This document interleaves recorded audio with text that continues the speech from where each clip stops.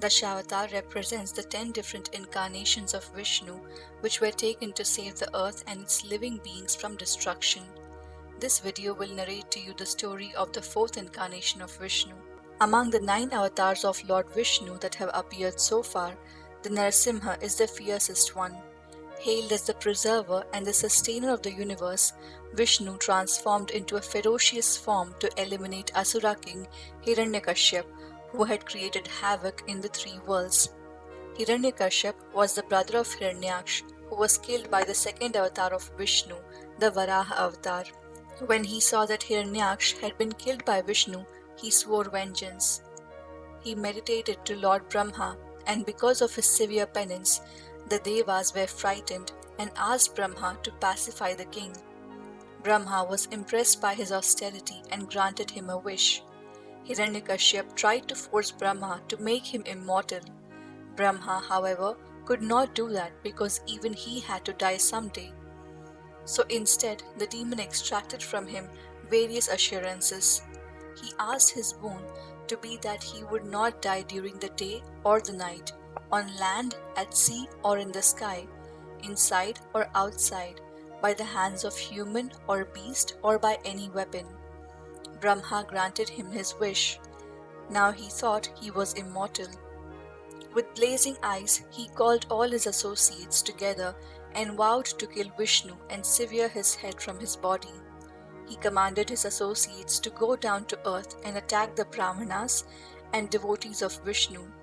Wherever cows were protected, the demons set fire to the houses and cut down the trees.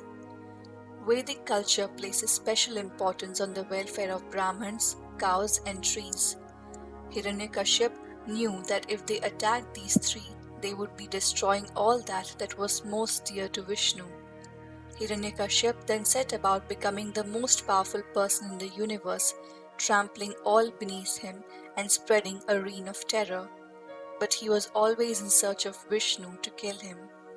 Having obtained the boon from Brahma, he considered himself the supreme god and forbade all worship of gods by anyone.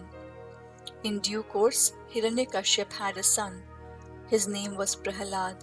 When Prahlad was born to Hiranyakashyap's wife Kayadhu, the demon was in the Himalayas doing intense penance to please Lord Brahma for obtaining his boon.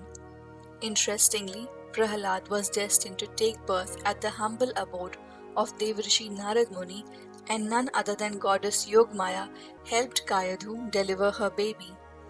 Therefore Prahlad was always surrounded by sages who preached him the greatness of Vishnu. Prahlad grew up to be a great devotee and had the blessings of Lord Vishnu and the other gods even when he was in his mother's womb. Hence, despite being the son of an asura, the boy turned out to be quite different from his father and exhibited divine qualities. From the beginning of his life, Prahlad spread light and love around him. His father tried every possible way to turn the boy into a demon like him, but nothing worked. Unable to tolerate a member of his family worshipping his mortal enemy, he decided to kill his own son. But it was not easy. He gave him to his soldiers to execute, but they couldn't do it. He tried throwing him off a cliff, crushing him beneath an elephant, putting him amongst venomous snakes and poisoning his food, but nothing would work. During a particular attempt on Prahlad's life, King Hiranyakashyap called upon his sister Holika for help. Holika had a special cloak garment that prevented her from being harmed by fire. Hiranyakashyap asked her to sit on a bonfire with Prahlad by tricking the boy to sit on her lap. However, as the fire roared, the garment flew from Holika and covered Prahlad. Holika burned to death. Prahlad came out unharmed. Prahlad's life was always protected by some supernatural force. Finally, in anger, Hiranyakashyap demanded, "Where do you get your strength?"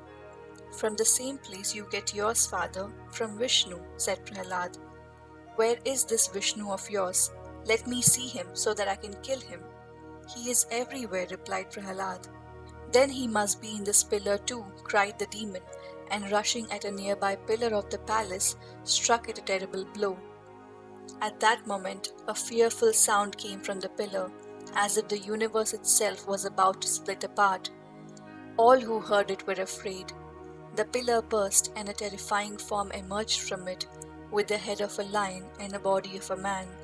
This was Narasimha, the man-lion incarnation of Vishnu, who had come to protect his devotee Prahlad. Hiranyakashyap tried to attack him, as an insect flies into a fire. After a brief struggle, Narasimha picked up the demon and killed him.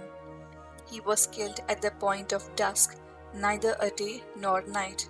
He was killed on the lap of Vishnu, neither land nor air nor sea. His death took place on the threshold of the palace, neither inside nor outside. He was killed by the Lord's nails, not by any weapon. He died at the hands of neither a human nor an animal, but a half man, half lion. Thus, Vishnu's Narasimha avatar, while keeping all of the conditions of Brahma intact, still killed the demon Hiranyakashyap, who had so cruelly tried to end the life of his devotee Prahlad. After his death, Hiranyakashyap was free from his hatred of Vishnu. Being purified by Narasimha's touch, he gained liberation from the cycle of birth and death.